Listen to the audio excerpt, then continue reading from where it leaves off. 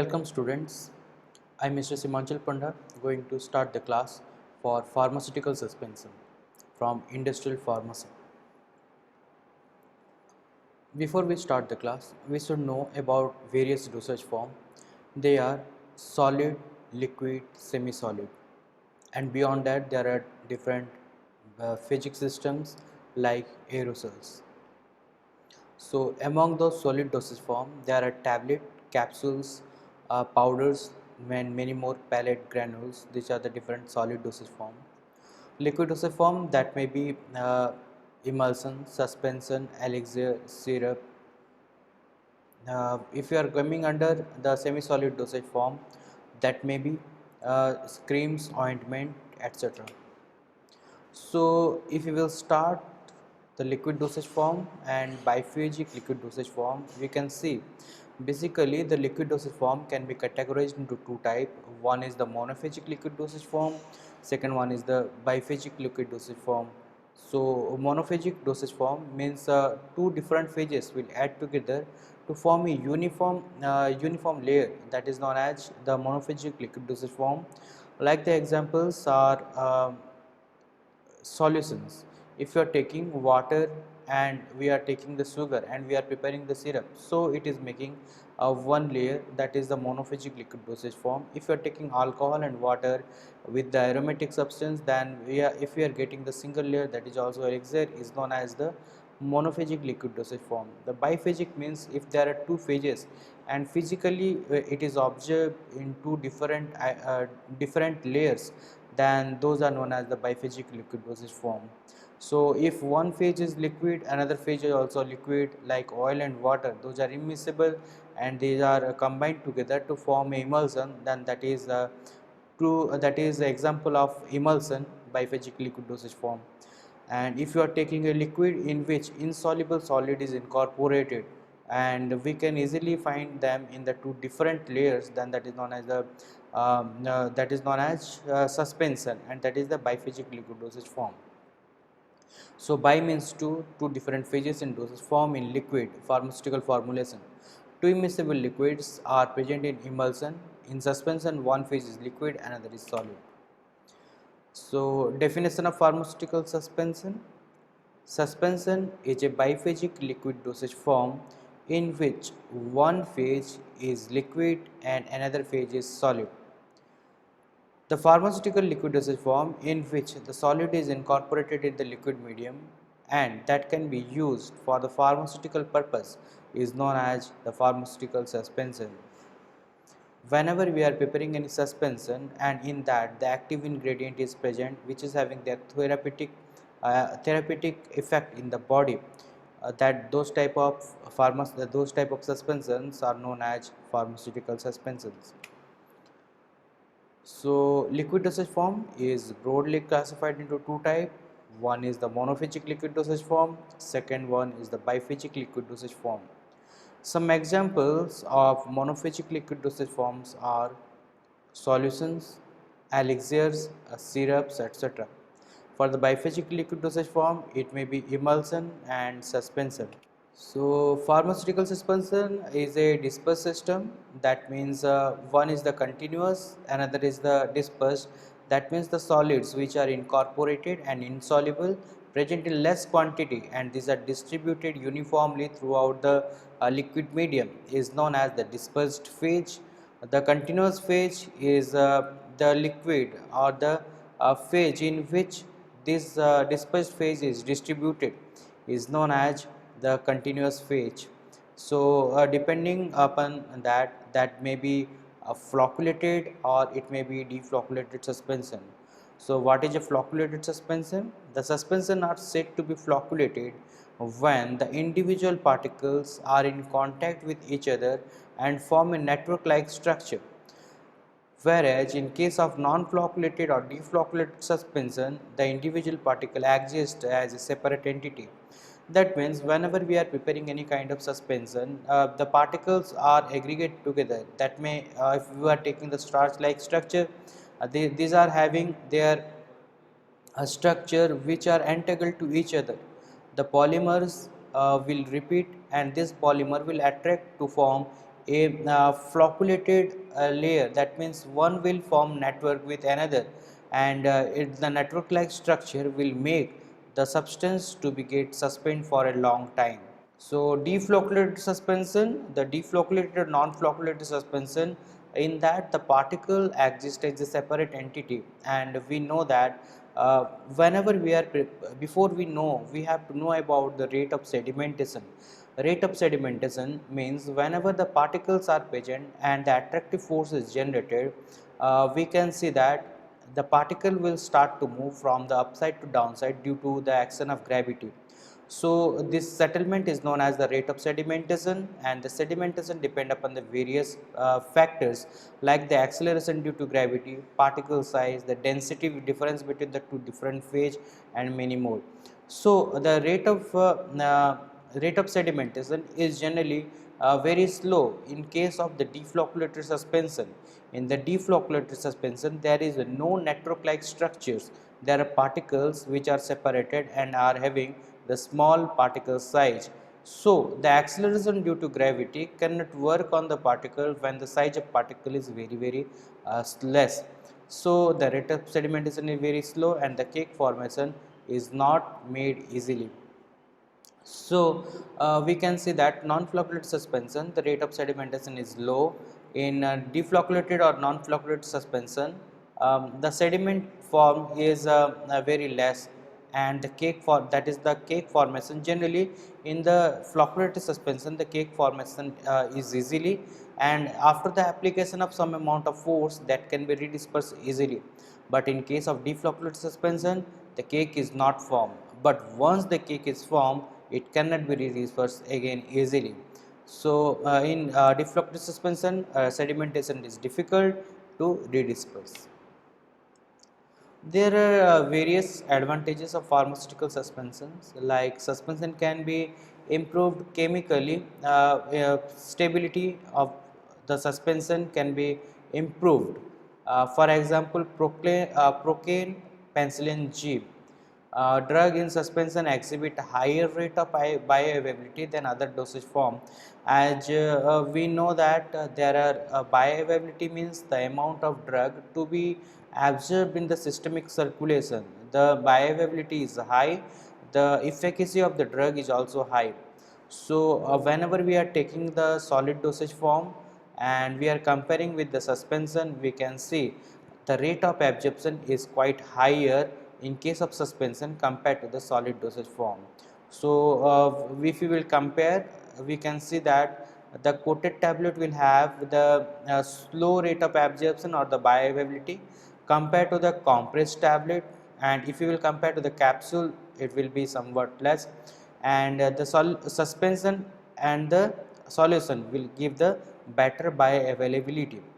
Duration and onset of action can be controlled by the suspensions. For example, we can take the protamine zinc insulin suspension. Suspension can mask the unpleasant or the bitter taste of the drug. For example, chloramphenicol, it is having very awful odor, but by the help of suspension, we can mask the unpleasant or bitter taste up to certain extent. There are certain disadvantages of pharmaceutical suspension, that may be the physical stability, sedimentation and compaction can be cause problem. That means there is chances of lot of physical stability. The rate of sedimentation is somewhat higher. We have to make it disperse again and again to make uniform dosage form. Once the drugs are get sedimented and we are not mixing it well, the dose uniformity may not be found. If that is a deflocculated suspension, generally those are not dispersed, those are not forming the cakes easily, but once they are forming the cake, we cannot get it easily. So the rate of the sedimentation create a complication and create problems. Its bulky sufficient or care must be taken during handling and transport. We know that this suspension or the liquid dosage form, they have to pack in the bottle. So generally the bulkness of the liquid dosage form is increased if we will compare with the other dosage form like the tablets. The tablets can be easily packed in a compact manner. the weight is light and easily this can be transported and without any braking problem. But in case of suspension, some suspensions are sensitive to light, so these are kept in the bottle, the amber color bottle or some other bottle. So these are made up of glass, so there is chances of breaking of the substance during the transport also, so it is difficult to formulate.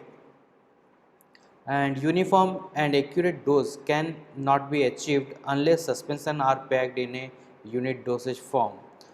We know that these drugs are non-uniformly distributed, and whenever you are applying the pressure, these are distributed uniformly, then we are taking the medicament at different dosage form. But if suspension is present in unit dosage form, one time use, then there is chances of getting the uniform dosage form. So, ideal characteristics of pharmaceutical suspension, that may be the suspended particles should not settle rapidly and they should not sediment. Products must be easily redispersed and they can be used with the amount of moderate shaking. It should be easy to pour, yet not watery and no grittiness. Because whenever we are pouring the liquids, they have to come with the uniform active ingredient compositions, and they should be poured easily. They should not make any kind of viscosity problem. It should have pleased odor. They must have some good odor to take. Generally, this suspension are used if those are taken the orally. So these are used for the this people which are having the neonate. These are having the children nearly below the 15 years of the age. These are given if those has to be taken orally. So that has to be a good color, odor, and taste. And if those are for the injectable product, they must be well, particle size should be well distributed. So it should have the good syringeability. It should be physically, chemically, and microbiologically stable, because we know that the insoluble particles are present inside the continuous phase, and sometimes the continuous phase are water. So we know that the bacteria can grow easily in the liquid medium with a favorable temperature, and sometimes the polymers which are used for the flocculate suspensions are quite easy to get the microbial contaminations. At that time, we have to use some bacteriostatic substance in order to avoid the microbial growth. If those are parenteral and ophthalmic suspension, it should be well sterilizable in nature. This should be the ideal characteristics for pharmaceutical suspensions. So, certain examples of pharmaceutical suspensions are antacid oral suspension, that may generally contains the higher molecular weight of metallic ions like aluminum, this present. So that can be easily make balance with a higher hyperacidity in the stomach, in the GIT. So there are certain antibacterial oral suspensions are present, dry powder for oral suspension, analgesic oral suspension, and anthelmintic oral suspension. Those are given to the children which are who are generally suffering from the worm infections. Anticonvulsant oral suspensions, antifungal oral suspension. So these are the different few examples of pharmaceutical suspensions. So the reason for the formulation of pharmaceutical suspension is that when the drug is insoluble in the delivery vehicle, to mask the bitter taste of the drug, to increase the drug stability. Sometimes we can see that the vehicles are insoluble, so we cannot form in the solution dosage form. So we have to go for the alternate dosage form, that is known as the suspension. Sometimes the drugs are having the bitter taste, and that can be overcome by making the masking the taste. To increase the drug stability also, we are using the suspension to achieve controlled and sustained release dosage form. The suspension is considered as the better formulation.